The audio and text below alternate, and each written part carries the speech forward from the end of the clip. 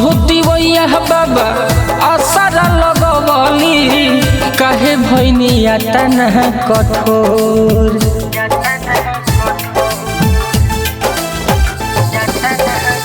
ए बाबा कि सब भूति वैया बाबा असरा लगवली काहे भैनिया तना कठोर। कि पनिया में खाड़ बाबा लागताटे झाड़ बाबा जल्दी से आई भइले भोर। कि पनिया में खाड़ बाबा लागताटे झाड़ बाबा जल्दी से आई भइले भोर।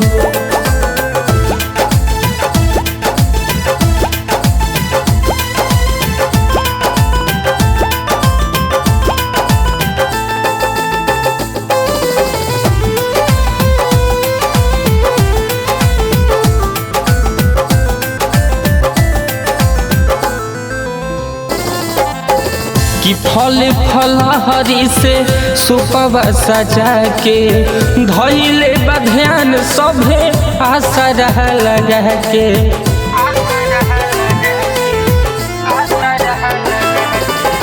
कि फल फलहरी से सुपवा सजा के कि धइले बध्यान सभे आसरा लगा के।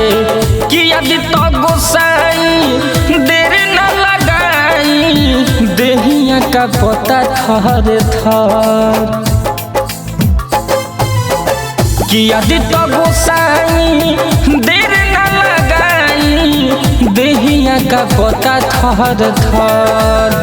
कि पनिया में खाड़ बाबा लागताटे झाड़ बाबा जल्दी से आई भइले भोर। कि पनिया में खाड़ बाबा लागताटे झाड़ बाबा जल्दी से आई भइले भोर।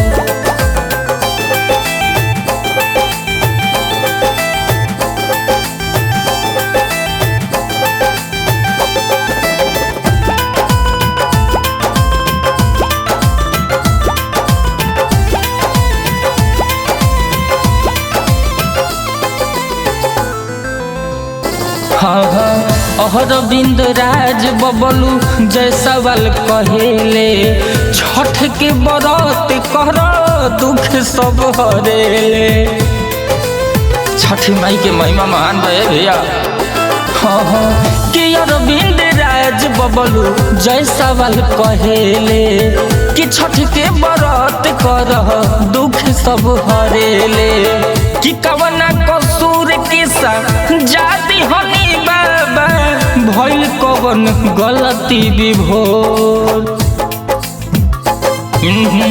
कि कवना कसूर किसा जाति हनी बाबा भइल कवन गलती विभोर। कि पनिया में खाड़ बाबा लागताटे झाड़ बाबा जल्दी से आई भइले भोर। कि पनिया में खाड़ बाबा लागताटे झाड़ बाबा जल्दी से आई भइले भोर।